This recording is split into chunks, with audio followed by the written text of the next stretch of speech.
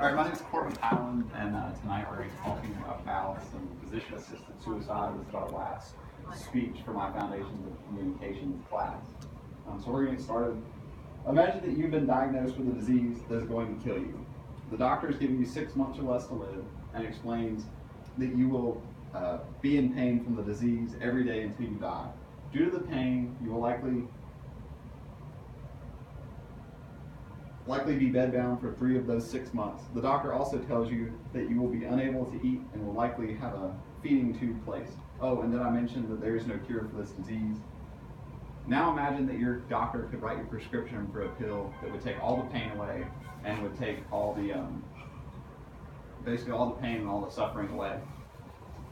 I think I would do it if I had to choose. Physician-assisted suicide is a tool that allows patients with terminal illness to die on their own times or on their own terms with dignity. Brittany Menard was a 29-year-old female that lived in California when she was diagnosed with stage 4 brain cancer. After months of research, she and her family decided to move to Oregon because at that time there were only 3 states where physician-assisted suicide was legal, and California was not one of them. As of June 9th of this year, California is now legal in California to perform physician-assisted suicide. Basically, what they decided was after months and months of looking that her only way out was going to be to die. She was going to die. They'd given her 3 to 6 months to live, and she decided to take her life in her own hands because she didn't want the doctors and stuff that had basically told her that the chemotherapy and the radiation would cause her to be bedbound. She wouldn't be able to hike and run and do all the things that she loved to do. So she picked up with the family and moved to Oregon and became a resident of the state of Oregon. She went through the process, which we'll talk about a little bit later. It's a very extensive process. You can't just go to the doctor and say, I want a pill to die. It doesn't work that way. On November 3rd of 2014, she decided to take her own life. She became a spokeswoman for the Death with Dignity movement prior to her death. She is not the only person, obviously, to take her life by physician-assisted suicide. Washington State, since 2009, 725 prescriptions have been written and 712 deaths have been reported. And that's from the Washington State University's Statistics Department. And then according to the Oregon Department of Public Health, since 1997, when the law was enacted, 1,545 people have received prescriptions for medication and 991 people have died from ingesting the drugs that were legally prescribed under the law. So you can get the drugs, you don't have to use them. Some people use it as kind of like a comfort measure to know that they have it if they need it, if things get so bad and the pain gets so unbearable. So now you've seen the situation surrounding a physician-assisted suicide. Let's explain the process that patients have to go through to gain access to the medication that will allow them to take their lives. There are currently only 4 states in the nation that allow this: Oregon, Vermont, Washington State, and California, which being the newest one. It is mandated in Montana by the Supreme Court, but you have to go through the Supreme Court to be able to do it. So while each state's process is a little bit different, they both share the same, or they all share kind of the same common. You must be a resident of the state, but there is no resident requirement. So you could live there, get a driver's license, and start the process.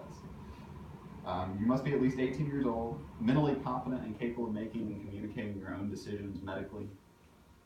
Diagnosed with a terminal illness that will, within a reasonable medical judgment, lead to death within 6 months. Diagnosis must be confirmed by 2 medical professionals in the field. You must be able to self-administer the medication, and that's so it's not considered murder. You must provide residency, which we had just talked about. So there's a request process you have to go to when you go to your doctor and they agree that you're going to die within 6 months. You have to make an oral request, wait 15 days, make another oral request, wait 15 more days, and then provide your doctor with a written request. And within 48 hours of the written request and the end of that 30-day period, you can get a prescription for the drug that will kill you. This process is not a short one, nor is it an easy one to go through. They really like to include families and everything, and there's a lot of different public health agencies in these states that monitor this closely and ensure that everyone is following everything. So there are a lot of benefits to physician-assisted suicide. According to the International Library of Ethics, Law, and Medicine, these are some of the benefits. Physician-assisted suicide allows terminally ill patients to die when they see fit. It allows them to die with dignity in their home with their family and not in a cold hospital where there's people they don't know and their family may not be there. It allows them to die and end the suffering and pain, which to us, pain is kind of, it's a relative term because we don't really know the definition of pain like they do. Working in EMS, we see a lot of hospice patients and palliative care patients that have gone through different things that have med lists this long of pain medications and they still complain of being in pain. The grief is easier to handle. It's said because it's expected, it's not an unexpected death. If everybody understands that, hey, tonight I'm gonna take this medication and I'm gonna kill myself, they'll understand and it'll be a little bit easier for the family to deal with. And something that's not mentioned a lot is it takes the financial burden off the family. Because if you think about it, the average hospital bill, average hospital stay for just a normal patient is about $2,000 a day. So you can think of somebody with cancer looking at probably a hospital bill of $2,000 to $10,000 a day, depending on what kind of medical treatments they're getting. And that's something that's not talked about a lot, because when they're here, everybody wants to see them, they want to be around your family, you want to prolong their life as long as you can, but when they're gone, then you're left with hundreds of thousands of dollars of medical bills that you have to basically take care of for them. If they don't have life insurance, then your family may be in trouble.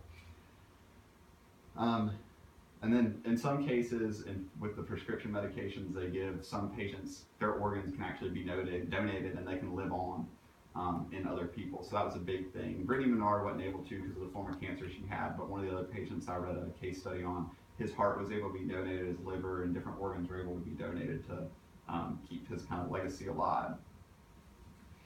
So with all this being said, I think personally that it should be legal in every state. I think everybody should have the means that they need to, if they feel like they have a terminal illness that they're not going to live 6 months, they have a doctor's approval that they have the right to die and the right to die with dignity. And with the financial burden part, there's just really not a lot. There's really no help for those families that have the financial burden. You have to pay your bills. There's no, I mean, the hospital will work with you a little bit, but that's really about it. And going back through the process, like we said, it's not an easy one, it's not, you can't, what it's made is it's made to weed out the people that are depressed, that are like, I want to commit suicide, whether I be jump off a bridge or shoot myself or whatever it be. It weeds them out of that process by making them have the 15-day layovers each time. So I'll leave you with this to kind of think about as you go on. Obviously, North Carolina is not one of the states that has physician-assisted suicide, but it's something that's kind of talked about a lot in the government. So, in the words of Dr. Patch Adams, if you treat a disease, you either win or you lose, but if you treat a patient, I guarantee you win every time. So, does anybody have any questions? Yeah, I have a couple. The young lady who you were talking about, who moved from California to Oregon, what kind of condition did she have? She had stage 4 cancer, but stage 5 is the highest. Right, she's stage 4, so she was in one of the end stages of her type of cancer, and it had basically, when they did an MRI of her brain, her entire brain was a tumor. I mean, there was not much actual brain matter left when you looked at it. It was intertwined in her spinal cord that ran up into her brain, so they couldn't do any surgery or anything to get it out. And the radiation and chemo would have only kept her alive, I think, 3 to 6 months. Well, I think you made a pretty good persuasive argument for the medication-assisted suicide. You said there's only 4 states, and then a 5th state where you have to go through the Supreme Court. Well, we've got 45 other states. Why do you think not more states are either working toward getting this passed, or that are a lot more states? Well, there is one of the largest lobbyist groups for that is a group called Death with Dignity, and they have a website that they talk about the 4 states and everything. But they're lobbying for this right in all the states, but it's going to be ultimately up to the federal government to say what they want, and then each state can adopt their own law. So, How do insurance companies look at assisted suicide? so in the states where it's legal, they actually pay for it. In the states that it's not legal, they can't. I mean, it's obviously So even considered like murder. death benefits to families get that? They have life Yes, insurance it policies? depends on the way the life insurance policy is read or written, but depending on which one you have, there are some. Like if you have there's one life insurance policy you have for over 2 years that covers for suicide. So just different things like that. Anybody else have any other questions? What type of medications?